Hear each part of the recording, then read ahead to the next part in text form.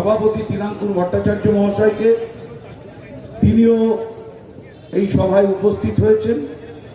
আছে আমাদের বিধায়ক রবিউল আলম। যে জেলায় আমরা বাস করি সেই জেলায় যাদের সান্নিধ্যে, যাদের জন্মগ্রহণে, যাদের কার্যক্রমে আজ মুর্শিদাবাদ জেলা গৌরবান্বিত হয়েছে, সেই সূর্য ডাকে এসছেন। আমি জেলা সভাপতি অপূর্ব সরকার এবং জেলা চেয়ারম্যান নিয়ামত সাহেব এবং আমাদের এমএলএ সাহেবদের পক্ষ থেকে আমরা একটু মিষ্টিমুখ আপনাদের যুবদেরকে করাতে চাই। আমাদের অ্যাড্রেস করছি এত ভালো প্রোগ্রাম করার জন্য। আমাদের যুব সভাপতি বিশ্বদেব কর্মকারকে আমরা একটু ছানা বড়া দিয়ে তাকে একটু বরণ করতে চাই।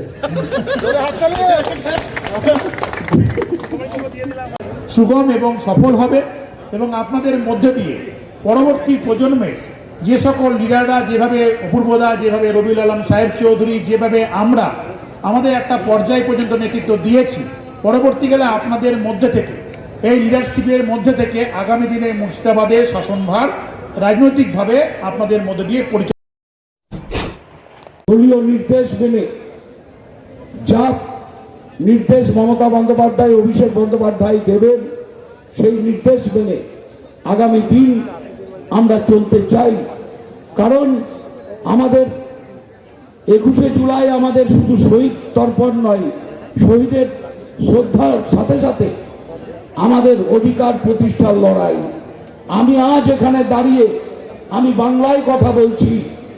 আমি জানি না আগামী দিন এই মোহন হলের মোড়ে এখানে দাঁড়িয়ে আমি বাংলায় কথা বলতে পারবো কিনা। আমি দায়িত্ব নিয়ে বলছি, আমার নিজের কলেজ ঋষি বঙ্কিমচন্দ্র কলেজ, আমরা ন্যাকে A+ পেয়েছি 3.37, মানে বাংলার আজকে টপ 12 কলেজের মধ্যে বোধহয় আছে আমার বঙ্কিম কলেজ।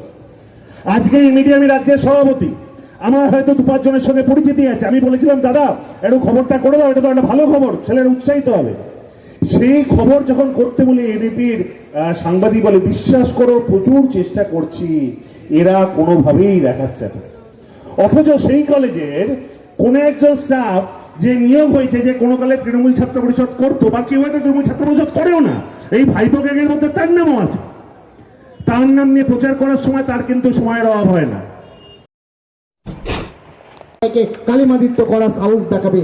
আমি ধন্যবাদ জানাই প্রত্যেকটা ব্লক সভাপতি যুব তৃণমূল কংগ্রেসের, প্রত্যেকটা টাউন সভাপতি যুব তৃণমূল কংগ্রেসের, প্রত্যেকটা নেতৃত্ব, অঞ্চল বুথ এবং এলাকার ওয়ার্ডের আমি প্রত্যেককে ধন্যবাদ জানাই। এই আবহাওয়া বৃষ্টির মধ্যেও সেই বিকেল 5টা থেকে ভিজে আমরা প্রোগ্রাম করছি।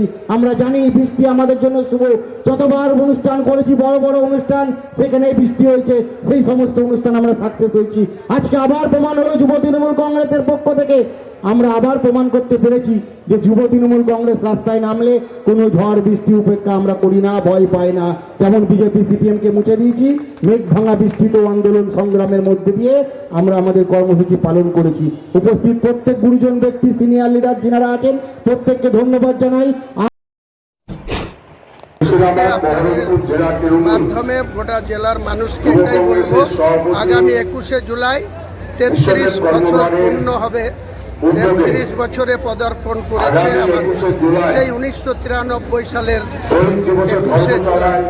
সেই 21শে জুলাইকে, সেদিনকে যারা নিহত হয়েছিল, যারা শহীদ হয়েছিল, সেই শহীদ পরিবারকে আরও বেশি সম্মান জানাতে, তাদের সমর্থন জানাতে, তাদের পাশে থাকার অঙ্গীকার নিয়ে এই যে যুব তৃণমূল বহরমপুর সাংগঠনিক জেলা সভাপতি বিশ্বদেব কর্মকার আয়োজন করেছে, আমাদের মূল উদ্দেশ্য আমরা আগামী 21শে জুলাই প্রত্যেকটা ব্লক থেকে, শহর থেকে, অঞ্চল থেকে, বুথ থেকে আমরা 21শে জুলাইয়ে কলকাতার সেন্ট্রাল এভিনিউতে যাব।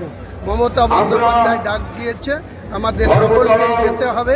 সামনে 2026 বিধানসভা ভোট, সেখানে চতুর্থবারের জন্য মমতা বন্দ্যোপাধ্যায়কে মুখ্যমন্ত্রীতে বসাতে হবে, তার হাত শক্তিশালী করতে হবে।